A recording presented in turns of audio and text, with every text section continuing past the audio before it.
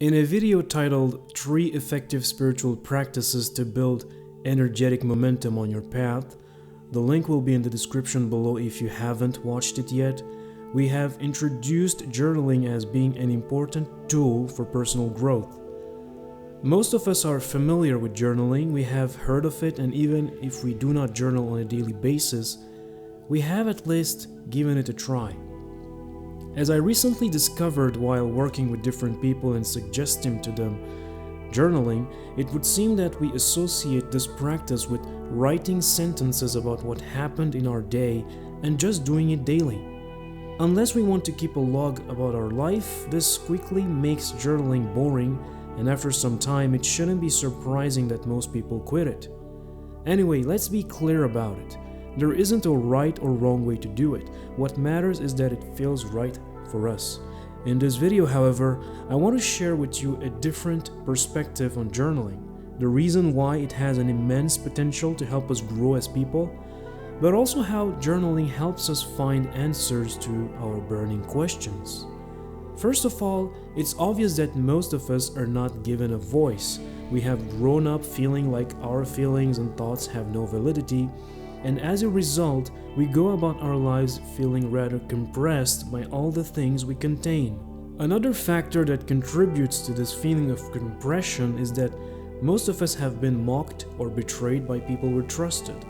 This makes it hard for us to open up, so we keep everything to ourselves, and at times the pressure is too much. This is why we all know some people that babble endlessly about the same things forever, and we all run away from such people.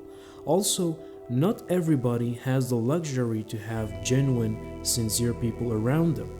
One of the main reasons why we are encouraged to journal, therefore, is to give ourselves back the right to express ourselves, honestly. At first, it may start by simply writing down some events that happened in our day, but as we keep practicing, we notice that we have much more to say than we thought we did. It shouldn't be surprising, therefore, that some people start journaling and not writing much at first, only to rely and actually look forward to their journal for the biggest part of their lives.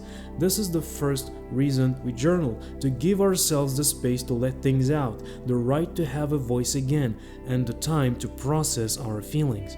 I have noticed with some people that being genuine about their feelings on paper often feels intimidating.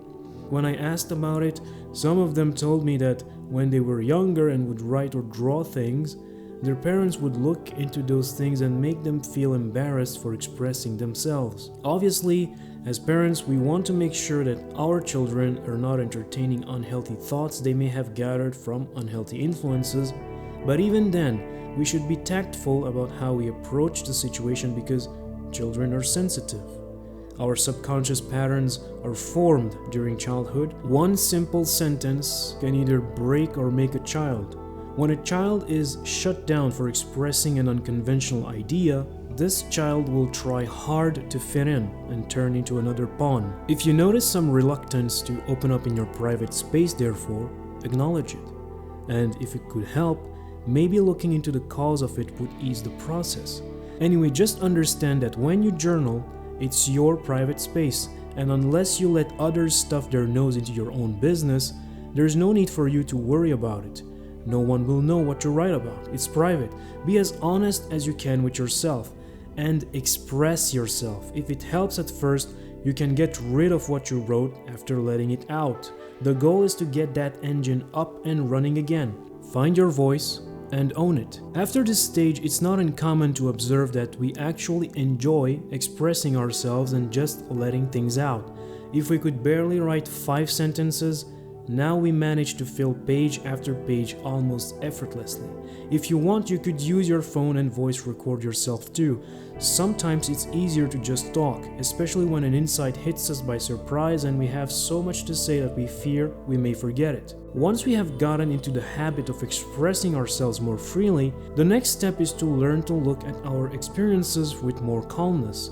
This means learning to write with a certain distance instead of drowning in all sorts of emotions that could cloud our reasoning.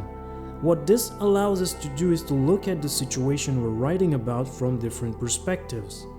Now, as an example, we don't necessarily only condemn what someone did to us. Instead, we look at how we may have contributed to creating such a situation in the first place. We also look for clues in our recent days. We learn to connect the dots, what may have brought the situation together, and so on. When we learn to approach our experiences with more calmness of mind, our ability to learn from those experiences is improved. As an example, let's say that my superior at work is known to be a nightmare with everyone. Today he tried to pick a fight with me and I almost fell for it, but thankfully I didn't. Yet on my way home I noticed that this situation still frustrates me. I am containing a lot of anger, and this anger keeps generating thoughts about more harmful replies I could have given him, and sometimes even some kind of actions I could have taken. Even though I get some enjoyment out of my imaginative, harsh replies, I also feel suddenly drained by my day, even though I didn't do much. This is a very basic example, and most of us have had such an experience. Writing it down in our journal naturally decreases some of the pressure since we express ourselves. It also helps us get some distance from the situation.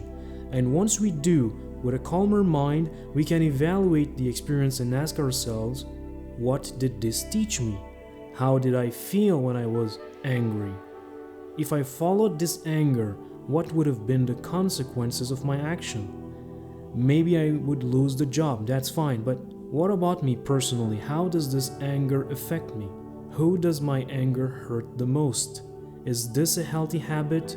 Do I want to keep limiting myself by living in such a way? Once we've expressed ourselves and looked at the situation from different angles, naturally we start asking questions.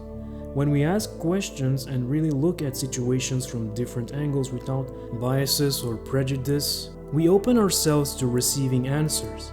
And that is when answers come to us in unusual ways.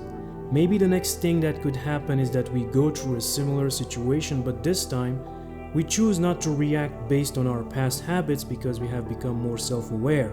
And thanks to this actualized understanding about ourselves, newer layers of the situation reveal themselves. And as you guessed, acting in newer ways will change our life's patterns and our overall living experience. Yes, all of this is possible from this single practice. Whether you consider yourself to be spiritual or not, ultimately, spiritual is just a word. What matters is that we grow and that we experience what it means to grow as human beings. And once we taste this, life has a whole new meaning.